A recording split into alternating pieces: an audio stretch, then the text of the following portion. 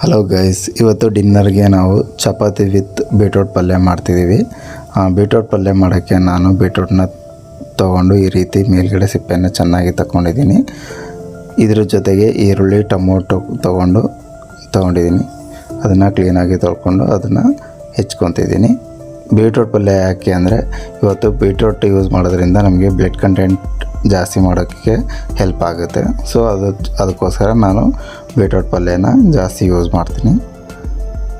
ಇದನ್ನೆಲ್ಲ ಹೆಚ್ಚಿಟ್ಕೊಂಡು ನೆಕ್ಸ್ಟು ಒಂದು ಕುಕ್ಕರ್ ತೊಗೊಂಡು ಅದಕ್ಕೆ ಎಷ್ಟು ಬೇಕೋ ಅಷ್ಟೇ ಪ್ರಮಾಣದ ನೀರು ತೊಗೊತೀನಿ. ಏಕೆಂದರೆ ಈಗ ಬೀಟ್ರೂಟ್ ಬೆಂದಾದಮೇಲೆ ಅದರಲ್ಲಿರೋ ಕಂಟೆಂಟ್ಸ್ ಎಲ್ಲದೂ ಕೂಡ ಆ ನೀರಲ್ಲೇ ಇರೋದ್ರಿಂದ ನಮಗೆ ಎಷ್ಟು ಬೇಕೋ ಅಷ್ಟನ್ನೇ ನಾನು ತೊಗೊಂಡಿದ್ದೀನಿ. ನೆಕ್ಸ್ಟ್ ಅದನ್ನು ಬೇಯಿಸಿ ಒಂದು ಕಡೆ ಎತ್ತಿಟ್ಕೊತೀನಿ. ಓಕೆನಾ, 4ರಿಂದ 5 ವಿಷಲ್ ಆದರೆ ಸಾಕು. ನೆಕ್ಸ್ಟು ಒಂದು ಬಾಣಲಿ ತೊಗೊಂಡು ಅದಕ್ಕೆ ಸ್ವಲ್ಪ ಎಣ್ಣೆ, ಕಡಲೆಬೇಳೆ, ಸಾಸಿವೆ, ಜೀರಿಗೆ, ಸ್ವಲ್ಪ ಕರಿಬೇವು ಸೊಪ್ಪು ಹಾಕಿ ಫ್ರೈ ಮಾಡ್ಕೊತೀನಿ. ನೆಕ್ಸ್ಟ್ ಮೆಣಸಿನ್ಕಾಯಿ ಮತ್ತು ಈರುಳ್ಳಿನ ಹಾಕ್ತೀನಿ. ಮೆಣಸಿನ್ಕಾಯಿ ಬದಲು ಖಾರ ಪುಡಿನೂ ಕೂಡ ಯೂಸ್ ಮಾಡ್ಕೋಬೋದು.